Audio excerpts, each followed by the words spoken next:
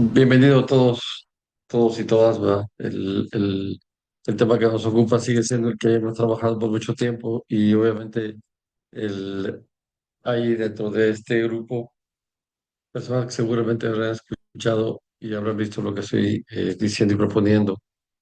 Creo que es algo muy interesante redundando la propuesta de Sandra de hacer este Family Reset, esta idea de reunir actores y ahora sí que actores en el sentido de quienes son los que representan el problema y actores en el sentido de que son los que resuelven el problema.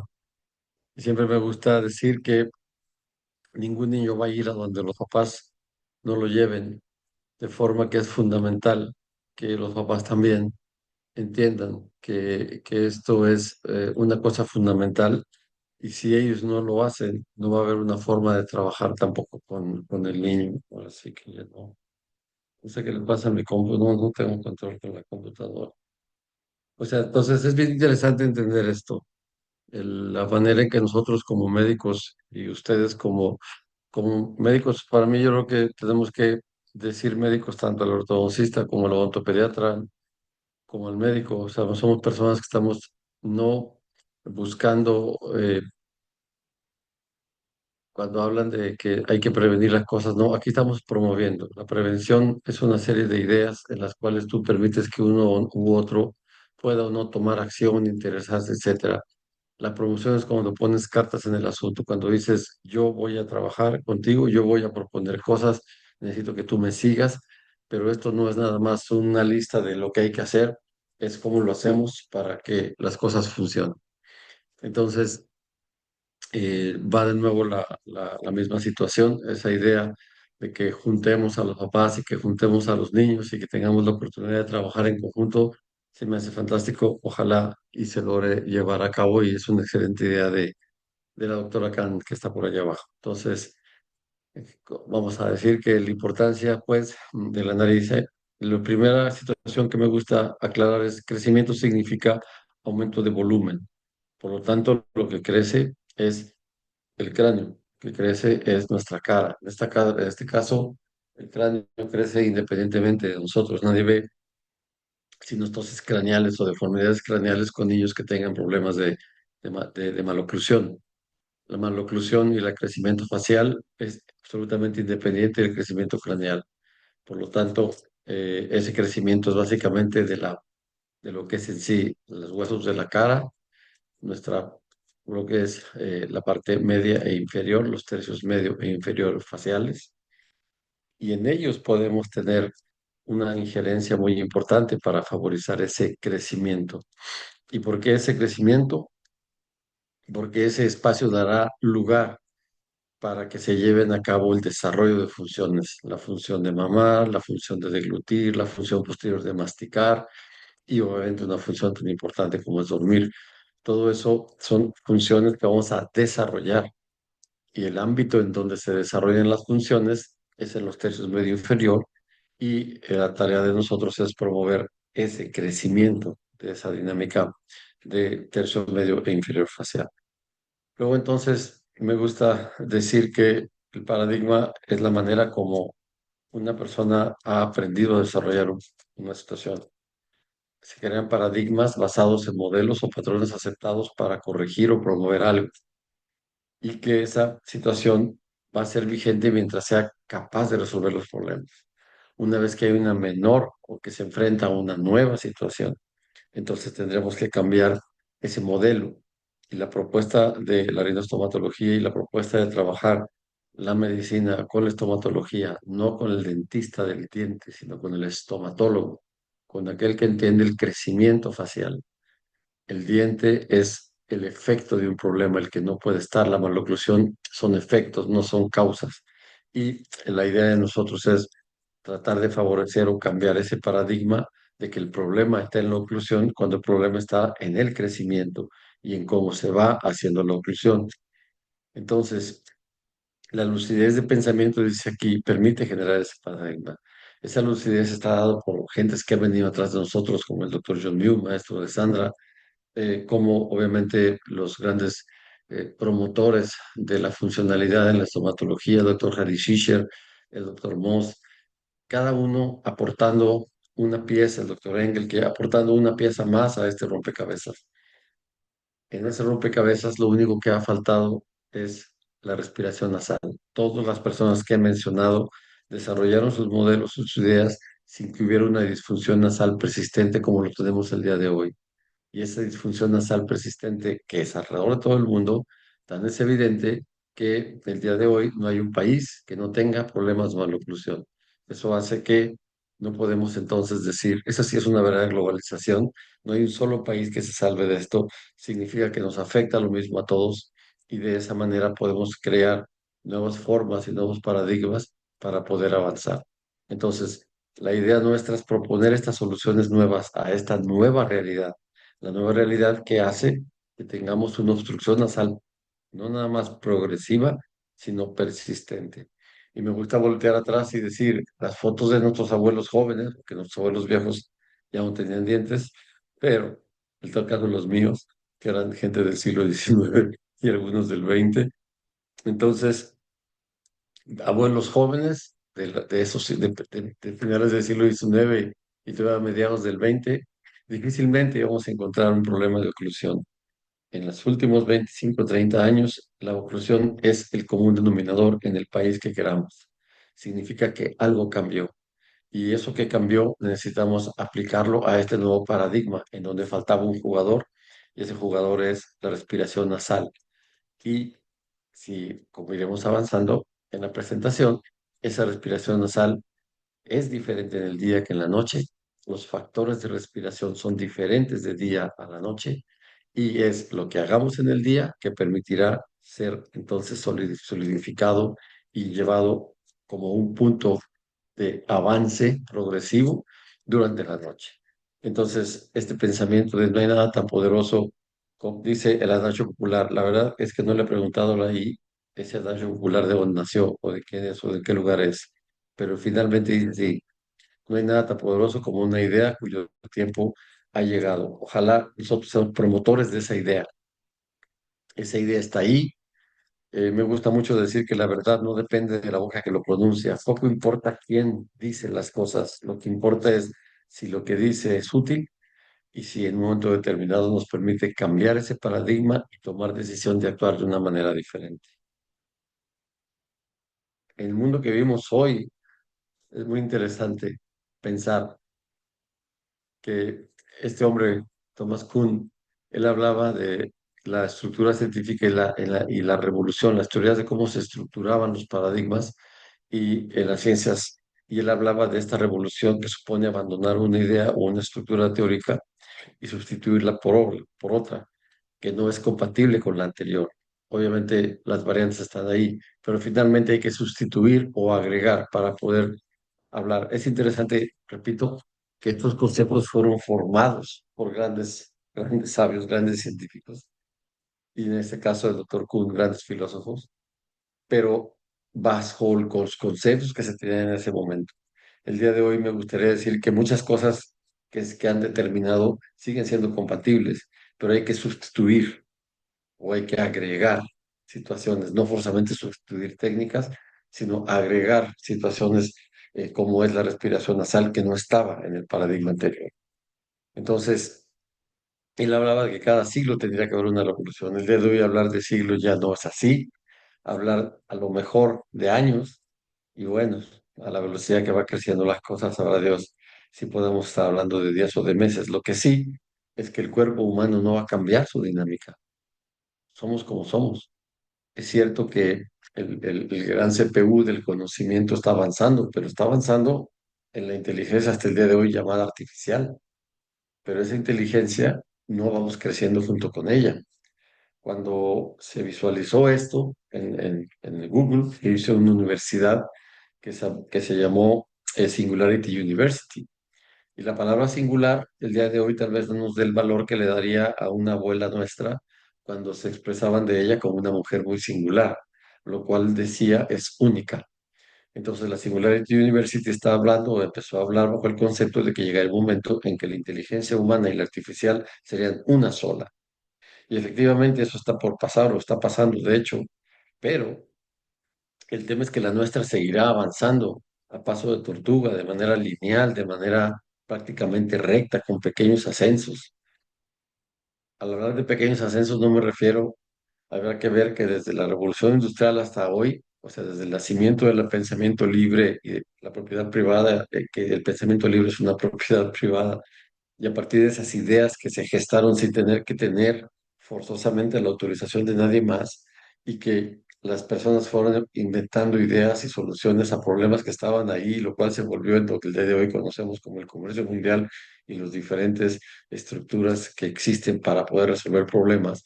No pasamos de un cuarto de milenio, 250, 200, 250 años. En ese momento me refiero a que crecemos a esa velocidad y esa velocidad fue superada porque miles de años, 5 o 6 mil años de lo que son las culturas conocidas, 8.000 si hablamos de la mesopotámica, pues bueno, nos tardamos mucho en llegar a los últimos 250 y esta revolución va creciendo tan rápido que entonces es probable decir que nosotros vamos a seguir en una simetría de evolución, que sí es cierto que se disparó indiscutiblemente, el siglo XX ya fue llamado el siglo de la aceleración. Sin embargo, de ninguna manera vamos a poder comparar la aceleración a la que la inteligencia artificial está creciendo. Entonces, vamos a decir que el día de hoy tenemos nuevos paradigmas que van cambiando rápidamente, pero ¿en quién aplicarlos? En el cuerpo humano, la persona, ahí vamos todavía a la velocidad totalmente conocida a través de muchos siglos. Luego, entonces, creo yo que aquí seguimos teniendo este gran pleito entre el conocimiento científico y el empírico. En los últimos años de ciencia todo tener que ser probado, tengo una base. Eso me suena muy interesante. Y aquí pongo el ejemplo de un genio como es Elon Musk. Si él hubiese tenido que pedir prestado para que alguien le dijera, apuesta a mi proyecto de que yo puedo aterrizar esos cohetes, esos propulsores, los puedo aterrizar y recuperar y volver a utilizar. Le dirían, oye, científicamente sabemos en los últimos 70 años que no es posible aterrizar un cohete. Y entonces, y con el conocimiento empírico de él dijo, sí, sí es posible. Entonces, cuando nosotros intentamos trabajar en un niño, ¿qué bases hay? Demuéstramelo, dame la evidencia. ¿Cómo vamos a tener evidencia de algo que simplemente nunca hemos explorado? No puede haber evidencia de lo que no se ha hecho. Entonces, el conocimiento empírico seguirá siendo nuestro eje de trabajo, nuestro caballito de Troya, nuestra forma de entrar a las situaciones que se presentan. Y cada uno de nosotros, desde la inquietud del que escucha para aprender hasta la inquietud del que propone que cambiar, finalmente todos estamos en el empirismo, que pues así ha sido toda la vida. Seguramente cuando el hombre dominó el fuego, pues metió la mano y dijo el agua caliente quema. Más adelante, mucho tiempo después, alguien inventó el termómetro y dijo, bueno, abajo de 38 no pasa nada, al revés, está muy a gusto bañarte con esa temperatura. Entonces, el conocimiento empírico dice el agua caliente quema. El conocimiento científico dice depende de los grados centígrados que tenga. Esa es la evolución. Pero primero vino lo empírico. Y hoy estamos ante la necesidad de creernos y hacer creer y hacer que las personas confíen en nosotros, puesto que la evidencia está a nosotros de formarla, pero no puede existir una evidencia de cosas que no se han hecho. Me interesa mucho hablar de esta dinámica de genotipo, fenotipo y endotipo. Aquí lo interesante es entender que nosotros nacemos con un código digitalizado, por así decir, que sería nuestro código genético. El código genético, y cuando lo leí me gustó mucho el concepto, es un abecedario que heredamos, es un abecedario. Si vemos el abecedario de la lengua española, son 28 símbolos y tenemos nada más en español 15.000 palabras. Faltan todas aquellas que utilizan el alfanumérico. Entonces, esas son las letras. El fenotipo son las palabras que vamos a escribir con esas letras. Entonces tenemos aquí a este actor hiperconocido en sus diferentes etapas y cómo su fenotipo, lo que estamos viendo de él hacia afuera, lo que se expresa de él, va cambiando con el tiempo, dependiendo de conductas, de hábitos, etcétera. Entonces, el fenotipo que vamos a tener se llama epigenética. ¿Qué factores hacen que aquello que heredamos genéticamente puede expresarse en nosotros? ¿Y de qué manera se debe expresar? Y su variabilidad en el tiempo, que sería el endotipo. En enfermedades como las diabetes sabemos que una persona dice que soy diabético y tenemos que preguntar, ¿y qué te ha afectado? ¿Te ha afectado la visión? ¿Te ha afectado la dentadura? ¿Te ha afectado la piel? ¿Tienes una úlcera o bien tienes diálisis? No todos los diabéticos tienen un endotipo similar. En ellos se manifiestan las cosas de forma diferente. Y habrá personas que descuidando su estado físico, sus dietas y todo, bueno, terminen como está ahora el señor Russell hasta el tiempo que sacamos estas fotografías. Entonces, precisamente la diferencia entre lo que es genético y lo que es epigenético es donde está el tiempo en el que nosotros podemos actuar, hablando del crecimiento facial, durante el tiempo en el cual esa cara va a crecer. Me interesa mucho a mí decir que cuando presento esta imagen, la idea es tratar de ver cómo está formado nuestro cráneo, o sea, cómo ustedes pueden aquí imaginar ya la lengua en su cavidad, lo que es la rinofaringe, el paladar blando. Entonces, cómo estas estructuras van a tener y por eso me importa que lo vean, porque se llama el tubo de Starling. El tubo de Starling está desarrollado bajo un concepto, el cual es lineal. En nuestro cuerpo no. En nuestro cuerpo tiene esta curvatura y esta forma, pues, de hoz. Entonces, la nariz, la ley dice bueno, pues, que el tubo de Starling estaría formado por una porción rígida, una porción colapsable y otra porción rígida, y otra porción rígida. Entonces, la porción rígida sería esta, la roja, la nariz, la cual finalmente es rígida porque no se colapsa, pero sí se obstruye. Es una válvula que platicaremos luego de ello. Luego, el cemento colapsable no es rígido, es nuestra oro e hipofaringe. Y qué bueno que la orofaringe en particular se colapsa, si no, ¿cómo podríamos deglutir? Por lo tanto, este segmento es el que va a generar la representación de la obstrucción de la nariz, que sería básicamente cuando uno se morma, cuando tenemos una hipertrofia de cornetes o cuando tenemos una estructura más pequeña que va a afectar la capacidad del aire de entrar por la nariz, lo cual conocemos en física como el nombre de resistencia. Entonces, es muy interesante entender que la nariz es un órgano absolutamente ignorado y que sigue siendo ignorado, pero que en realidad es una parte fundamental de todo el problema respiratorio y de todo el problema que se derivará en disfunciones que nos llevarán a las maloclusiones y a los trastornos respiratorios del sueño. Entonces, esta es una ley física y la respiración tiene que seguir esa ley. Y entonces dice, si la parte superior del tubo se obstruye, la del medio se colapsa y cualquiera de nosotros puede hacer el ejercicio en este momento tan simple como respirar profundo por su nariz y observar cómo esta parte abierta del tubo, esa parte del tubo está abierta y entonces no tenemos ningún colapso en nuestra faringe o orofaringe, ¿verdad? Todo lo que tenemos que hacer acto seguido es comenzar a respirar y conforme inspiramos obstruimos la nariz y en ese momento experimentamos el colapso de este segmento colapsable, que es lo que nos lleva a la apnea o a la hipopnea y el trastorno respiratorio del sueño.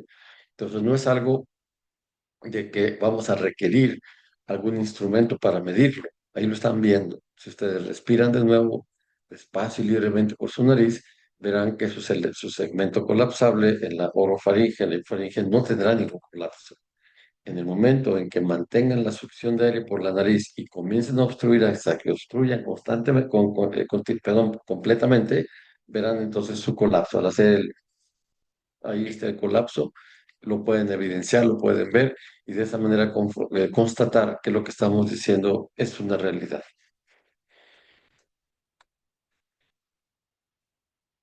Muy bien, entonces esa misma imagen ahora la trasladamos a esta radiografía, estamos hablando obviamente de crecimiento facial, tienen que ser niños, y vemos entonces la porción superior del tibo en rojo, esta sería la úvula, y a partir de aquí, que acaba la base del cráneo, comienza la parte colapsable, esto que es acá. Y finalmente bajamos a la tráquea, que es lo que vemos acá. Entonces, en esta parte, vemos la parte superior del tubo que termina en la rinofaringe, la parte colapsable, que es la oro e hipofaringe, y finalmente la orofaringe, básicamente. Y luego ya la entrada a la tráquea, que sería la otra parte de la hipofaringe, y finalmente la tráquea, que sería la parte inferior de ese tubo. Entonces, dentro de esa respiración, nosotros necesitamos observar que en un paciente como este, tenemos la porción anterior, tenemos que valorarla anterior y posterior. La porción superior, tenemos que valorarla anterior y posterior.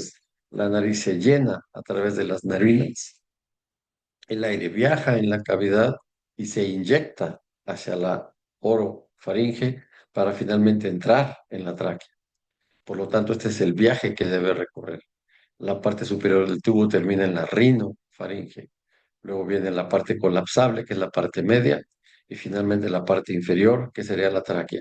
Y regreso al concepto, la parte superior del tubo, la nariz, la parte media del tubo, la orofaringe, y la parte inferior, que sería la tráquea, rígida, colapsable, rígida, y entonces la parte rígida, colapsable y rígida. Entonces, dentro de la respiración, es muy importante notar que la parte rígida tiene entonces también dos situaciones. Una parte más amplia, que es donde viven los cornetes, la cavidad nasal, propiamente dicha, y una parte que se estrecha. Y este diseño de la base de cráneo es lo que llamaríamos el seno esfenoidal. Aquí estaría la silla turca, donde está la hipófisis, la glándula hipófisis. Entonces, esta estructura que es el hueso esfenoidal, y el hueso esfenoidal tiene una parte frontal y una parte que va sobre la órbita. Ese esfenoides es un hueso que tiene la capacidad de proyectarse, sea por flexión o por extensión. Y cuando se flexiona, va a favorizar y a acompañar la verticalización de la cara, y cuando crece de una forma más horizontal, permitirá igual una cara que va hacia adelante. Entonces, el hueso esfenoides, que no es el tema de esta plática, habrá que platicar un día cómo se mueve durante esa infancia. Entonces, esta dinámica en donde el esfenoides estrecha la vía va a ser la parte fundamental que debemos conocer para una respiración nasal eficiente. Entonces, de manera natural, tenemos una parte más amplia en la nariz, y donde termina la nariz, en la rinofaringe. Las coanas terminan aquí. La coana es la salida, o sea, la entrada a la nariz son las narinas, pasa entre los cornetes y termina en la coana, que sería este hueso acá. De la coana pasa a la rinofaringe. Entonces, esa rinofaringe comparte parte de la estructura rígida con una colapsable, que es el paladar. Ese paladar está moviéndose, es una válvula que abre y cierra. Esa parte pequeña lo que genera es una aceleración. El volumen de aire que hay aquí acelera para luego cruzar rápidamente, en el caso que esté abierta, sin colapsar la parte de la orofaringe, y poder penetrar con otra nueva disminución de espacio, que es la entrada de las cuerdas vocales, para inyectarse a otra reducción de volumen, que es la tráquea, y de aquí a otra reducción de volumen, que son los bronquios, y los bronquios principales, secundarios, terciarios, bronquiolos, hasta que llegamos al alveolo. Y hasta llegar al alveolo comienza realmente la respiración. A mí me gusta poner un ejemplo. En la medicina que hemos sido educados curar enfermedades, ya estamos, vamos a decir, predispuestos a encontrar el nombre de una patología y el remedio de esa patología. Entonces, esa situación se mide en cuanto a lo que produce, lo que consume. A mí me gusta decir que el pulmón es como si fuera una tienda. Aquí en México tenemos los Oxxos, tenemos cualquier tienda en las esquinas. Esas tiendas van a distribuir un producto. Entonces, cuando hablamos de trastorno del sueño, por ejemplo, estamos hablando de apneas y hipopneas, y si baja el oxígeno, etcétera. Ese es el consumo. ¿Quién le llevó el aire a la nariz, al pulmón? Bueno, quien se lo llevó es la nariz. Entonces, me gusta decir, la tiendita, sea como se llame, está esperando que llegue un camión que tiene un producto el cual va a poder entonces distribuir. La nariz entonces se convierte estrictamente en una válvula de inyección de aire. No tiene nada que ver en la utilización de los gases que tenga ese aire. Simplemente los recibe, los modifica, les cambia temperatura, les cambia humedad, los limpia, los identifica, la función inmunológica de la nariz, les agrega el óxido nítrico, que funciona como un broncodilatador y como un agente que favoriza, aparte de esterilizar ciertamente o disminuir la cantidad bacteriana, o la carga bacteriana de ese flujo aéreo, lo limpia, pero en cuanto ese enriquecimiento que se hizo del aire, que para eso es la nariz, humectación, cambio de temperatura, adapta la temperatura, si es muy frío, lo temporiza hacia arriba, puede manejar más o menos 12 grados centígrados de temperatura. Eso hace que la nariz es una cámara que va a recibir el aire, lo va a humedecer, lo va a temporizar, buscando llegar a la temperatura ideal de 37 grados, que es lo que hay en nuestro pulmón. Lo va a limpiar a través de esa filtración, va a identificar partículas, respuesta inmunológica, y le va a agregar un gas que permite que se abra el árbol bronquial y penetre rápidamente al pulmón. Entonces, nuestra nariz es esa válvula de inyección de aire que tiene que vaciarse hacia la parte colapsable. Y ahí es el principio de todo el problema, el vaciamiento a la parte colapsable. Ese vaciamiento podríamos decir que se divide en dos. Primero, que se llene. Una persona que tiene un crecimiento de cornetes, una hipertrofia de cornetes, o que tiene una estrechez en sus válvulas nasales, un septum nasal desviado, sobre todo anterior. El septum, esta es la puerta de entrada. Lo que sucede en la puerta, no puedo estar pensando en lo que voy a inyectar sin saber cuánto va a llegar. Una vez que ese aire, de acuerdo a esas dinámicas de esa válvula que el doctor Engel calificó como la válvula 7, esa válvula permite el ingreso. En esta cámara se hace el tratamiento de ese aire, y en esta cámara lo que se hace es la inyección. Todo esto es rígido. Se hace la inyección, que a medida que tenga o no resistencia, generará o no la colapsabilidad del espacio medio, que es donde realmente se gesta todo el problema, y finalmente su ingreso hacia la tráquea. Entonces, estas leyes físicas fueron descritas, como vemos, del siglo XVIII, siglo XIX. Entonces, la primera ley que es interesante hablar es la ley de Hagen, pues sí, estos dos amigos, y ellos hablan de resistencia. Entonces, la resistencia, y para que ustedes lo tengan claro, cada que tienen frío o se morman o lloran, bueno, tenemos una resistencia nasal. Nos damos cuenta que que nos cuesta más trabajo poder pasar el aire. Entonces, la ley de Hagen dice que la resistencia es inversamente proporcional al diámetro. Y para poder entender esto, vamos a decir, si yo tengo este que es el septum nasal y este sería el cornete inferior, la resistencia es la variable que va a trabajar, porque el radio es cuánto espacio tengo entre una estructura que no se mueve, que es el septum nasal, y una estructura que sí se mueve, que es el cornete. Cuando yo tengo esta estructura, aquí este radio es menor y genera una mayor resistencia. Aquí utilizamos un vasoconstrictor, el septum sigue en su lugar y el cornete se ha reducido de tamaño, lo cual hace que aumente mi radio y por lo tanto tenga una menor resistencia. ¿De acuerdo? Entonces aquí lo que me interesa es que vean esta fosa nasal. Aquí van a observar, es un niñito.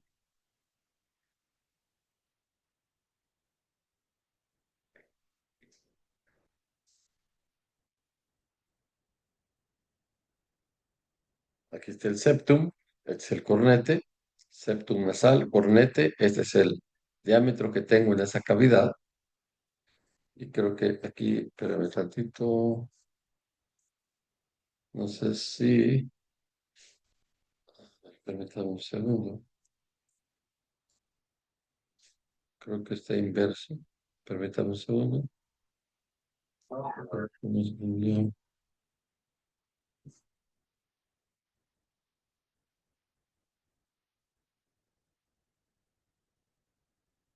Va.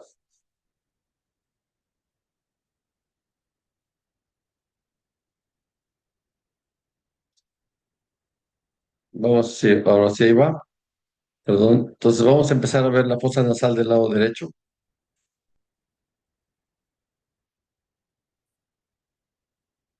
Normalmente cuando vemos una nariz tenemos que entender que dentro de la nariz hay lo que se llama ciclo nasal. En el ciclo nasal podemos tener un cornete que está retraído. Este es nuestro, vamos a decir, nuestro diámetro que tenemos, cornete inferior, cornete medio, septum nasal. Y este radio, van a ver cómo en la otra fosa nasal, que durante esta parte del ciclo se encuentra trabajando, vean el tamaño de este cornete. Normalmente, cuando nosotros entramos a una nariz, esta discrepancia del tamaño de un cornete y otro es por ese ciclo nasal.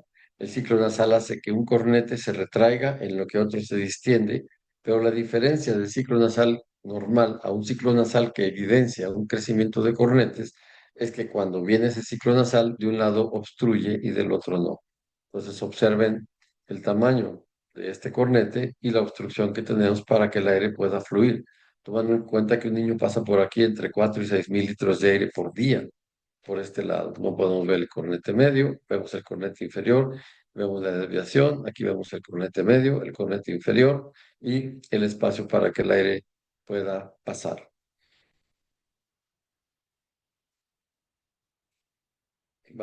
Una vez que usamos el vasoconstrictor,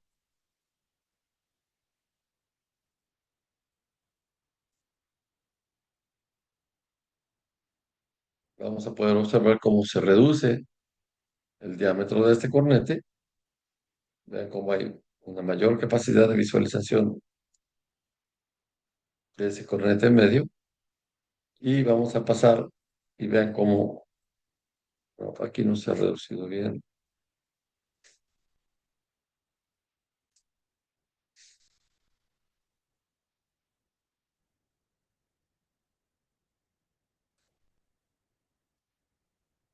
Aquí ya usamos el vasoconstrictor. Observe cómo se amplió la cavidad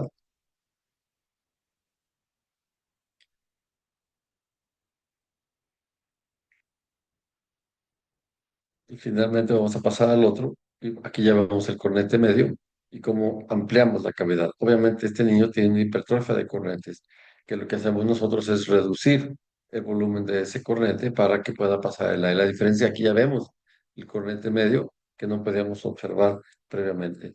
Entonces, algo que es muy interesante que podamos tener nosotros es que hay un tiempo para ese crecimiento facial. Y ese crecimiento facial vamos a tener que jugar con él. Entonces, vamos a decir, este cuadro fue diseñado en el año 29 cuando fue publicado originalmente por estos doctores, Brother y Brody, que son pioneros en la ortodoncia del año 1929 en esta Universidad de Case Western Reserve. Y es el primer resultado directo de un análisis de datos, de un análisis longitudinal. Y entonces establece esta dinámica del crecimiento facial en este periodo de tiempo, entre los 0 y los 12 años de vida, cuando a los 12 años nos está dando ya el 90% del crecimiento facial. Si nosotros actualizamos lo que está sucediendo ahora, esto es un conocimiento que se tuvo en el año 29 y para el año 12 vemos cómo en estos anuales de ingeniería biomédica, estos estudios realmente están hechos no por la ciencia médica, están hechos por la ciencia farmacológica, que intenta decir cómo le hago para que mi spray pueda distribuirse eficientemente en la nariz. Y por esa razón ellos han hecho estos análisis que difícilmente nos vamos a poder tener en un libro de medicina. Entonces, es un crecimiento real. Lo que queremos hablar de esta dinámica de respiración es la respiración nasal nos va a permitir entonces poder succionar, un niño puede mamar, masticar y deglutir, y nos va a permitir llegar pues al sueño profundo. Y esto fundamenta que ese crecimiento armónico de los tercios faciales a poder dar, perdón, van a poder dar ese paso de aire sin ningún problema. Cuando nosotros tenemos el factor clave en la dinámica del cambio de resistencia es ese aumento progresivo de resistencia nasal que se vuelve persistente, o sea, la obstrucción nasal va a comenzar a implicar alteraciones en la estructura funcional de la propia nariz, puesto que mantiene su base estrecha. Esta base estrecha, a su vez, el sistema estomatognático, debido a ese aumento progresivo, y no nomás progresivo, sino permanente de la resistencia nasal, lo cual nos lleva a una respiración oral persistente, va a mantener esa prevalencia de ese paladar alto, que es naturalmente alto. Nuestro paladar tiene que ser alto y estrecho puesto que como nacemos vamos a ser nutridos por el seno de nuestra madre y nuestro paladar tiene la forma de la aureola y del pezón. Necesita generar un compartimento que selle y permita succionar. Ese paladar va a permanecer alto porque no desciende, ese hueso maxilar no amplía, entonces las arcadas Al no ampliar las arcadas, tenemos el apilamiento del TAN y las diferentes maloclusiones. Esta masticación deficiente va a permitir los movimientos inadecuados de la lengua que producen esa llamada deglución atípica y el desorden miofuncional. El día de hoy vemos cómo hay todas estas terapias que tienen un valor increíble, pero necesitamos ordenar cada cosa. Yo no puedo comprar 5 litros de aceite para cambiarle a mi coche y querérselos cambiar cuando esté el motor funcionando. Tiene que haber condiciones, no es nada más ponga el óxido nítrico, vale, ¿y qué condiciones tengo que respetar o establecer para que pueda ser utilizado tal óxido? Entonces, el aumento progresivo de la resistencia nasal nos va a llevar a esa disfuncionalidad de la nariz, a esa disfuncionalidad de las estructuras del sistema estomatognático y a los trastornos respiratorios del sueño. Un leve choque o un leve punto en esto del sueño, la respiración nasal sin esfuerzo va a alcanzar las etapas del sueño profundo, que es realmente en donde, por eso hablamos de crecimiento en respecto al tercio medio y tercio inferior faciales y el desarrollo de habilidades cognitivas y emotivas, y ese stock de conocimiento, la distribución, la creación de carpetas lógicas en el conocimiento humano es un desarrollo. Entonces, el sueño profundo permite esa situación de consolidación de memoria, asociación de memoria, la situación de los estados de ánimo, la secreción de hormona de crecimiento, el ácido cerebral. Para eso necesitamos llegar a un sueño profundo y a un sueño de movimientos oculares rápidos que son fundamentales en ese neurodesarrollo. Entonces, desarrollo es funciones, crecimiento es macizo o tercio medio e inferior facial. Y esto facilita, ¿verdad? Ese progresivo desarrollo de nuestra inteligencia emocional y del coeficiente intelectual. Y nosotros sugerimos el concepto de por qué entonces es tan diferente respirar de día a respirar de noche. La nariz funcional es la nariz nocturna, cuando el sistema nervioso central no tiene absolutamente ninguna tarea que hacer para que nuestro cuerpo funcione. Todo está en carga del sistema nervioso autónomo. El sistema nervioso autónomo, que es el de reposar y es el de alimentarse, también es el del sueño y es el que no requiere asistencia del sistema nervioso central. En ese momento pasamos al sistema simpático, que es de o atacar o huir. Y el sueño es lo contrario, parasimpático, un sistema en el cual reposamos y obviamente, bueno, los procesos digestivos nocturnos.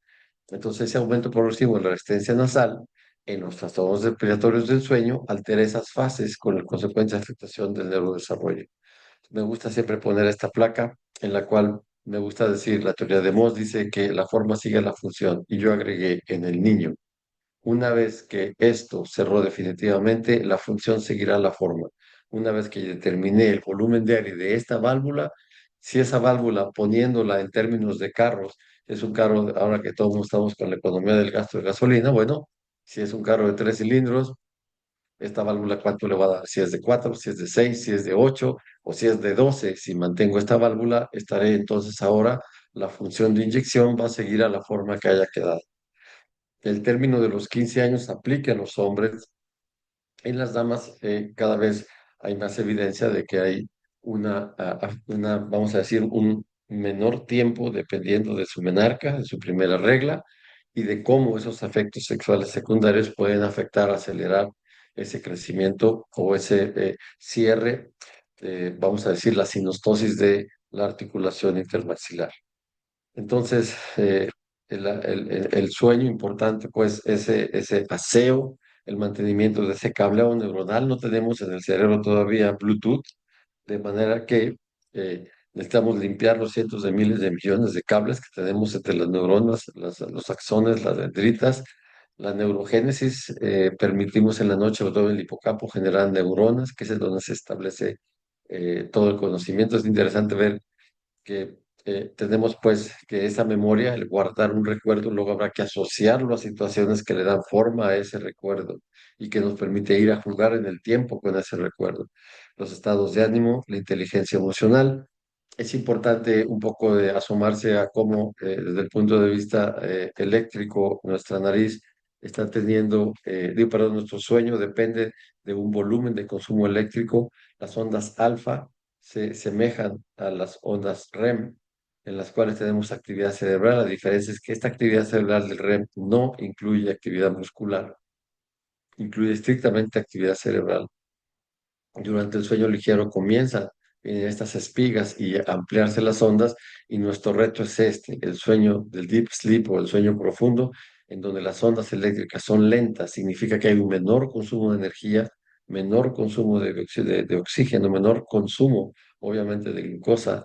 Eso permite que haya una circulación cerebral más baja y permite que el líquido cefalorraquídeo haga el aseo cerebral. Este video que sigue es precisamente observar cómo eh, tenemos la imagen de los vasos sanguíneos cerebrales. Este es un cerebro de ratón, y durante el día, pues, está haciéndose esa circulación, pero esta circulación se encoge precisamente para poder permitir el ingreso del líquido cefalorraquídeo, y en ese momento viene esa acción cerebral de aseo cerebral que se lleva a cabo en la noche solamente cuando caemos en ese sueño delta, ese sueño de fase profunda, cuando no, el cerebro requiere full cantidad de electricidad, full cantidad de oxígeno, full cantidad, pues, de glucosa, y no puede permitirse estrechar su circulación. Entonces, importante dentro de esta dinámica de, vamos a decir, de cómo el niño va creciendo y va desarrollando. Bueno, también tenemos que ver los estados emocionales, y el trastorno del sueño puede variar mucho. Me gusta poner el ejemplo del alcohol en el cerebro comparado con el sueño. Hay personas que beben, aquí en México le llamamos caguama, la de al litro, y caguamita no tiene ni una quinceava parte de esa cantidad de cerveza. Entonces, hay personas que se toman una caguamita y arman un desastre, es el Malacopa que todo el mundo conoce, y hay otros que se toman un par o tres o cuatro caguamas, 3 o 4 litros, y andan bailando y festejando, todos felices de la vida, y el otro ya está enojado, anda de mala, está llorando, está peleándose. Entonces, hay personas que el trastorno del sueño les genera un alto impacto en su calidad de vida, hay personas que no. Sin embargo, vemos cómo la estomatología tiene ahora un regalo inesperado, que es la enorme capacidad de acción que tienen para favorizar ese desarrollo adecuado del sueño y de las funciones que se llevan a cabo durante el sueño. Y esto de la inteligencia emocional, que cada vez lo vamos a necesitar más, puesto que un robot, todo lo que nos va a decir, te está saliendo agua, en vez de decir estás llorando, por supuesto que lo va a poder decir, pero quiero dar a entender que no va a generarle ningún sentimiento. Entonces nosotros tenemos que favorecer la inteligencia emocional en nuestros niños, y ustedes que trabajan con niños saben lo difícil que es generar un poco de empatía y poder trabajar con ese niño, que se deje abrir, explorar y trabajar en él. Entonces, para más o menos estar en tiempo, sabemos que podemos mejorar, pues, la manera en la que los niños crecen físicamente, y el terreno que nos corresponde es el crecimiento facial, y se desarrollan emocional e intelectualmente. Y bueno, dejo aquí esta presentación para escuchar cualquier pregunta. Doctor, muchísimas gracias por su intervención. En este momento ya abrimos como tal em, el espacio al público, a todos ustedes, doctores, para que hagan sus diferentes preguntas. Aquí tenemos una pregunta por el chat de la doctora Virginia. Pregunta cuánto tiempo usó el vasoconstrictor en días. Dos conceptos. Uno, el vasoconstrictor lo puede usar hasta que se aburra. La cosa es que el vasoconstrictor solo resuelve por horas el problema, no lo resuelve de manera permanente. Existe el absolutamente equivocado criterio que utilizar el vasoconstrictor genera, inclusive dicen, es que genera apego, o genera, pues, que se habitúe. Bueno, el apego y la habituación es a respirar. Por lo tanto, eso vamos a tener todos. Todo el mundo nos hacemos adictos a operar, no adictos al spray. El spray nos deja respirar, pues venga el spray. ¿Qué sucede? El error de utilizar un vasoconstrictor está en hacer creer a la persona, o creerlo como profesional, que vas a resolver el problema de manera definitiva. La única forma de resolver definitivamente el problema es a través de lo que se llama ablación térmica o cauterización de cornetes, haciéndole espacio en la nariz, y, como vimos en la radiografía, retirando el adenoide. La nariz, los cornetes evitan que se llene la nariz o dificultan que se llene la nariz, y el adenoide dificulta que se inyecte o se vacíe el aire en nuestra porción contráctil, que es la orofaringe. Perfecto, doctor. Muchísimas gracias. Tenemos también una pregunta de la doctora Johanna Baden. Nos pregunta, a ella le gustaría saber si hay alguna técnica de láser, por ejemplo, para disminuir la inflamación de los cornetes o las amígdalas, o La si hay primera algo técnica, nuevo en esta la área. primero, lo primero que tenemos que sí, la primera cosa que se tiene que quitar de la cabeza es la inflamación. Los cornetes no se inflaman, se hipertrofian. La inflamación de la mucosa, la inflamación de la mucosa. Acuérdense que el cornete tiene un hueso, submucosa y mucosa. En la mucosa están las células ciliadas, que son las que empujan el moco, son las que transportan el moco hacia atrás, y ahí hay células caliciformes, que son las que se hipertrofian. La base fundamental de la hipertrofia, entonces, bueno, la mucosa puede inflamarse. La submucosa, que es 80 o 90% del volumen del cornete, se hipertrofia, genera más vasos sanguíneos y esa hipertrofia será permanente. No hay manera de reducirla. Láser no es más que una simple herramienta para quemar. En el cornete raramente se usa el láser. El láser realmente, quienes de veras operamos y conocemos el láser, esa pregunta no está en nosotros. El láser no sirve más que para quemar, cortar, pero no es lo que se utiliza. Cortar, obviamente, a la amígdala puede ser. Obviamente, el láser lleva a otras dificultades, no más de costos, sino de riesgos del láser CO2. Otros láseres como el láser Blue o el láser, por ejemplo, el láser YAG es exclusivo de los ojos. Si nosotros usamos un láser de dióxido de carbono que es absorbido por el agua, le quemamos el ojo a la persona. Si usamos un láser YAG que tan solo se absorbe por la hemoglobina, pues podemos trabajar a través del cristalino e ir, por ejemplo, las hemorragias de la retina a trabajarle. Entonces, ¿qué tipo de láser? Pero repito, el láser es un instrumento, el instrumento con el que vamos a cortar o a quemar. La idea es, ¿quién maneja el instrumento? Lo maneja el concepto. Entonces, se usa más radiofrecuencias, que son más bipolar que el láser, y la técnica que utilice el cirujano, de acuerdo a lo que le salga bien las cosas, ahí no hay una opinión. Quítense el concepto de inflamación. Perfecto, doctor. Muchas gracias. Nos pregunta la doctora Verónica Gómez si el vasoconstrictor está contraindicado en pacientes epilépticos. No tengo información al respecto, tampoco veo que exista una correlación, pero ahí sí sería una respuesta, ¿no? Tendría que poder a pensar, porque primero que nada la epilepsia es una descarga eléctrica aberrante en el cerebro. Hay epilepsia que se llama gran mal y pequeño mal, que depende, hay epilepsia en el lóbulo temporal, el lóbulo frontal, el lóbulo parietal. Entonces, epilepsia es una palabra muy genérica. ¿Qué tipo de epilepsia y por qué razón un vasoconstrictor pudiese favorizar o no una descarga eléctrica? No tengo la información, tendría que leerlo, pero lo veo complejo. Perfecto. Nos pregunta la doctora Jenny Hobson, ¿cuál sería la edad más temprana para hacer cirugía? ¿Cuál de todas? Y si hablamos de la edad más temprana, lo más temprano que se pueda. En el momento que está obstruido, hay que desobstruirlo.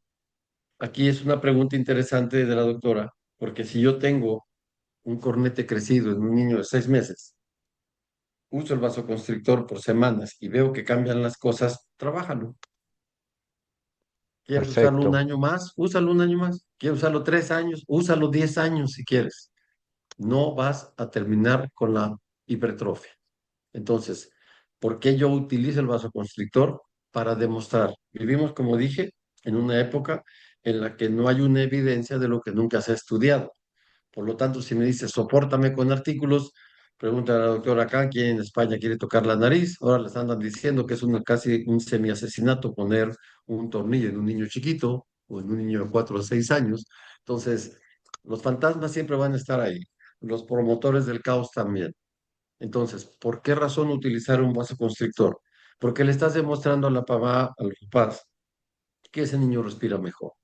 Oiga, entonces, ¿qué tengo? Una hipertrofia de cornetes. ¿Qué hago con él? Hay que disminuirlo de tamaño. Ay, doctora, bueno, mire, siga usando el spray. Yo siempre agrego una lubricación a través de un oleoso. Utilizo el aceite de almendra dulce para lubricar una nariz que está reseca y que va a recibir un volumen de aire mayor. Reseca por el exceso de humedad. Y luego, cuando usamos el vasoconstrictor, un volumen de aire mayor también puede resecar un poco más. Entonces, el vasoconstrictor más el aceite nos permite desobstruir y lubricar una nariz. Y si eso se hace orientando a la familia a que vea los cambios, cuando mastica, cuando duerme. Y dice, efectivamente, este niño mastica mejor con el vasoconstrictor. Bueno, promovamos la reducción del cornete. Aquí hay otro punto importante y gracias por la pregunta. Te dicen, bueno, y si vuelve a crecer, va, pues si quieres, cuando entres de tu casa, vas a cerrar la puerta y ya no vas a salir. Sí, voy a salir mañana. Pues entonces no la cierres. ¿Para qué la cierras si la vas a volver a abrir?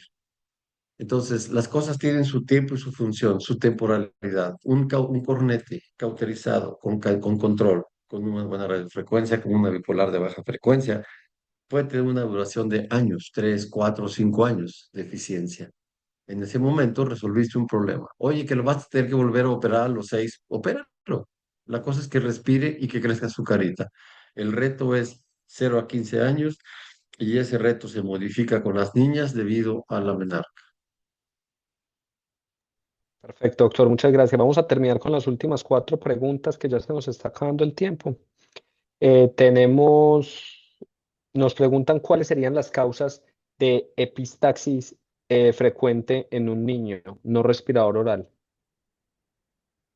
Bueno, aquí hay cosas bien claras. Lo primero que sería importante entender es por qué sangra la nariz.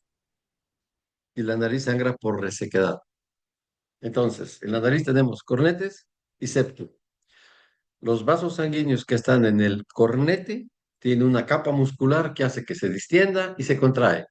Si no la tuviera, no nos formaríamos, porque entonces no habría vasodilatación o vasoconstrictor, y entonces el condenado vasoconstrictor no serviría para nada. ¿Queda claro? Cornetes, que son 6, sus vasos sanguíneos están en la submucosa, están rodeados de una capa muscular que les permite entonces dilatarse y contraerse. En el septum nasal, los vasos sanguíneos no tienen capa muscular. Aquellos que le quieren quitar la epistaxis usando un vasoconstrictor, bueno, eso trabaja en los cornetes, en la pared del septum, no les hacen nada. Entonces, como todo el mundo sabemos que ustedes los más jóvenes ya no conocieron los tubos de cobre en las azoteas, y ahora todos son de PVC, entonces el frío y el calor no les hace nada, pero los que somos más veteranos, en las azoteas de nuestras casas había tubos de cobre y eso se reventaba en el frío, ¿ya? Entonces, los tubos que estaban dentro de nuestra casa estaban cubiertos por una pared, de manera que estos tubos no había manera de pincharlos que no fuese con un clavo en un día que andabas colgando un cuadro que no correspondía, pero no había manera que lo fueras a penetrar. Entonces, cuando tienes tú la acción, son los vasos, esta es la pared, cuando tú tienes el adelgazamiento de la mucosa, lo que haces es esto, exponer los vasos sanguíneos. Y al exponer un vaso sanguíneo que no tiene una capa muscular que lo proteja, esa resequedad lo lleva a disminuir su capacidad vamos a decir, de cohesión, y por eso el vaso sanguíneo se revienta, dormido, despierto, corriendo, comiendo, acostado, como sea, nomás de repente, ¡pum! Entonces, la epistaxis es secundaria, no traumática, es secundaria a la resequedad de la mucosa del septum y sangran los vasos septales en la parte anterior, que se llama el plexo de Kieselbach, o en la parte posterior, pero es secundaria a una resequedad que genera el adelgazamiento de la mucosa y la exposición de los vasos al medio ambiente. ¿Qué hace el aceite de almendra? Lubricar y engrosar esa mucosa y vuelve a protegerlos y las personas dejan de sangrar. Entonces aquí hay una cosa muy curiosa, las personas dicen, pues cauterízalo. Yo estoy de acuerdo que lo cautericen, pero si no lo lubrican es nada más seguir adelante. Ahorita os hago una transparencia, algún día se las enseñaré de los miles de vasos que hay en la mucosa nasal. Entonces, la mucosa nasal sangra secundaria a una resequedad. Esa resequedad puede ser secundaria a un exceso de humedad, que es lo que pasa con la nariz continuamente húmeda. Cuando ustedes van a la playa, se ponen el traje de baño y después de tantas horas ya les dio comezón en la piel, el exceso de humedad. Entonces, el exceso de humedad genera resequedad. De igual manera, cuando hacemos el uso del vasoconstrictor, podemos favorecer la humedad, la resequedad. Entonces, en ese momento, el adelgazamiento de la mucosa le podemos prevenir o favorecer que se quite utilizando el aceite de almendra, que es un oleoso que ayuda a engrosar esa mucosa que protege el vaso, que fue diseñado para no estar expuesto al medio ambiente, sino cubierto, como repito, la tubería que tenemos en nuestras casas atrás de la pared.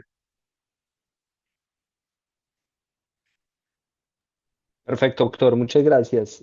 Nos preguntan si el doctor conoce el síndrome de la nariz vacía.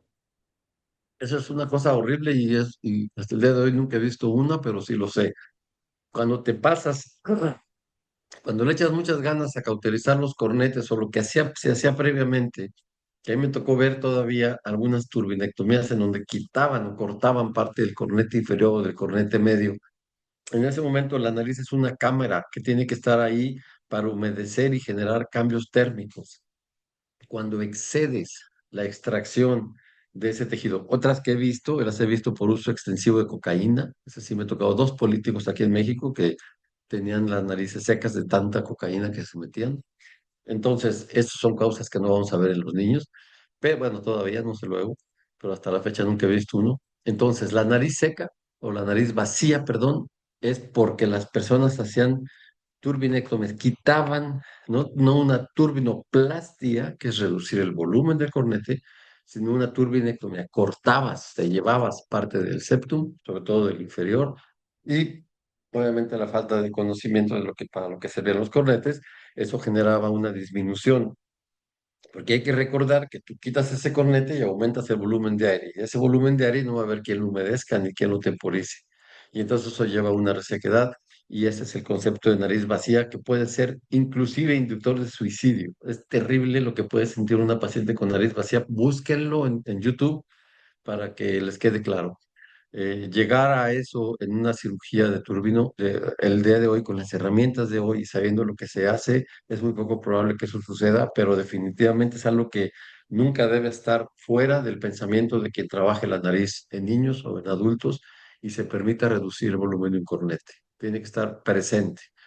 Hay que recordar, y es una situación más, que es interesante identificar. Todo el mundo habla de lo que sería, por ejemplo, ¿qué te digo? Un ojo seco. A nadie le causa extrañamiento que una gente use gota para los ojos. La piel seca, bueno, hay cremas desde las que parecen vaselinas a las líquidas. Obviamente una discrepancia en la orina, entre la cantidad de líquido y la cantidad de sales, pues genera piedras. Pero también existe la nariz seca. ¿A quién se le quita la boca seca cuando te da una mala noticia? Entonces, todo el mundo vemos bocas secas, pero también hay nariz seca. Entonces, cuidado con la persona en la que se va a trabajar, porque puede tener él también una dinámica de mayor resequedad, como hay quien tiene la piel más seca, etcétera. Entonces, personas fuera de síndromes como Sjögren y tal, en pacientes normales y sanos, observemos a través del uso del vasoconstrictor, de la lubricación, démonos cuenta qué nivel de humedad tiene esa nariz para evitar complicaciones. Doctor, muchas gracias. Y la última pregunta, ya este minuto que nos queda. ¿Las alergias tienen algo que ver con la hipertrofia de cornetes? Sí, la alergia es un concepto que también necesita ser actualizado. La nariz es un filtro y ese filtro tiene una forma inmunológica. Tenemos células inmunológicas en nuestra mucosa de los cornetes y ellos reconocen partículas. Entonces, todas las partículas que tenemos el día de hoy, hay una enorme cantidad de partículas nuevas, simplemente los microplásticos. A mí me gusta siempre decir para todo mundo que utiliza una pantalla táctil, que las tierras raras que tanto se escucha el día de hoy, de las tierras raras, son tierras que se descubrieron en el siglo XVIII. Se llaman raras porque se requiere casi una tonelada de tierra para un kilo efectivo de esas partículas, el europium en particular, en fin, partículas que tienen una enorme capacidad de conducción electromagnética. Entonces, cuando el señor Jobs en el año 2007, mostró la primera pantalla táctil que podíamos acceder los comunes de este planeta en el iPhone 1, eh, fuera del iPhone 1 no encontrabas una pantalla táctil en ningún otro lado. Hoy, 23 años después, casi 24, perdón, estamos hablando de 2007, ya me fui con 20, estaríamos en el 27 y no es así. Entonces, 18 años que tenemos pantallas. Díganme en qué lugar no encuentran pantallas táctiles. Por lo tanto, exponencien esos miles de millones de pantallas, miles de millones de toneladas de tierra extraída para obtener la cantidad de tierras raras necesarias para un teléfono celular. No estoy hablando de otras cosas. Entonces, todas esas partículas suspendidas en el aire son las que nosotros le propusimos, gracias a la doctora Cancún, a- al doctor Polerli como biólogo evolucionista, que se asomara como un evolucionista a ver que estábamos ante la primera vez que en el tiempo y forma, en un periodo corto de tiempo, la saturación en el trabajo que tiene la nariz de identificar partículas alérgicas o no alérgicas, por lo pronto son desconocidas y ese es el factor fundamental de la hipertrofia de cornetes. Eso fue la teoría que nosotros avanzamos, que Paul y Sandra la vieron. Habrá que profundizar en ello, pero entonces tenemos partículas nuevas. Si los cornetes son como aduanas, pongo el ejemplo del septiembre 11 del 1, a partir de eso, pasar una aduana se volvió un caos. Antes, a ver si apenas te enseñabas el pasaporte, hoy tienes que identificarte de dónde vas, ya que hotel llegas y con quién te vas y quién viene contigo, y es un relajo. Entonces, ¿qué pasó con con las aduanas? Crecieron, se hipertrofiaron y pasar por ellas cada vez es más lento. Cualquier vuelo en Washington te lleva 3, 4 horas para pasar una maldita aduana. Entonces, las partículas, ¿por qué? Porque somos desconocidos. Los que traigan el pasaporte electrónico, eso se dirigen a un robotito, ¡prip! Y pasas. Ese ya es conocido. Entonces, todas las partículas desconocidas generan un trabajo excesivo en la nariz, que es de reconocer, en tu caso, adaptarse, que es la mejor defensa, y en otros, efectivamente, un rechazo. Entonces, las alergias forman una parte relevante, pero la mayoría de las cosas ni siquiera conocemos las partículas que nos están irritando, ni cuál es su origen, y acabo de ponerles unas. Yo quisiera que cualquiera de las personas que están conectadas me dijera qué médico alergólogo les ha dicho que les va a dar una vacuna para las tierras raras, suponiendo que fuéramos alérgicos a las tierras raras, ¿verdad? Entonces, es evidencia empírica.